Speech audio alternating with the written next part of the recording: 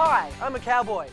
Last week, Triple J revealed the hottest 100 Aussie albums of all time. Now, the list was compiled from an online vote from all the Triple J listeners, who, let's face it, are like so indie and cooler than me and definitely cooler than you. Good to see the Triple J listeners took time off working at their so indie cafes and stopped riding their so indie bikes and stopped getting their so indie tattoos and stopped eating their so indie tofu burgers to cast their votes. Here's my impression of a conversation with a Triple J listener. Hi, have you heard Britney's new song? I don't listen to Britney. I listen to Triple J. You're a douchebag. Now, in case you missed the countdown, here it is. Get that? All right, we'll show it again. All right, we'll do it properly now.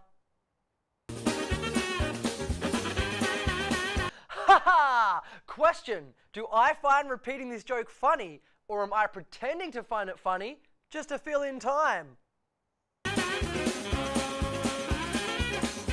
Now, the top 5 Aussie albums of all time ended up being: number 5 was In Excess's album Kick. Coming in at number 4 was The Living End self-titled album. Coming in at number 3 was AC/DC's Back in Black. Coming in at number 2 was Silverchair's album Frog Stomp. And getting the number 1 position was Powderfinger's Odyssey number 5.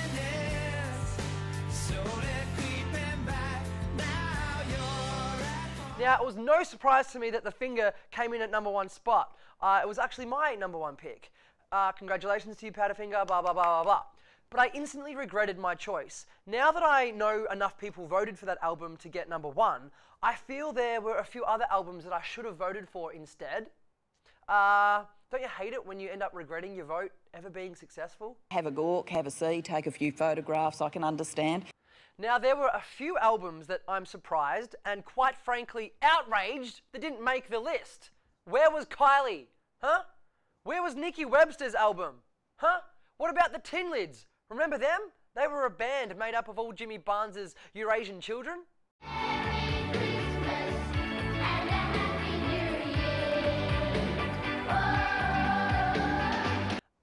Triple J, where was Peter Coombs' album?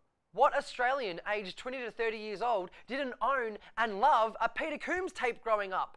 Newspaper Mama is pretty much the best song ever recorded. Newspaper Mama, newspaper Mama, newspaper Mama, every day. Reading over breakfast every Monday, Tuesday, Wednesday, Thursday, Friday, Saturday, and especially on Sunday. Where was Daryl Summers' album Songlines? Daryl Summers. You singing Waltzing Matilda at the AFL Grand Final in the 80s is still one of the highlights in the history of Australian music.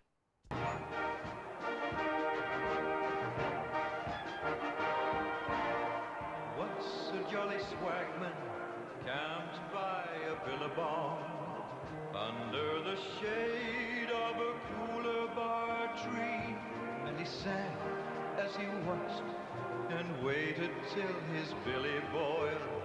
You'll come a waltzing Matilda with me. Daryl Summers. The only sound more annoying than your voice is that female nasal Aussie bogan voice that we hear often.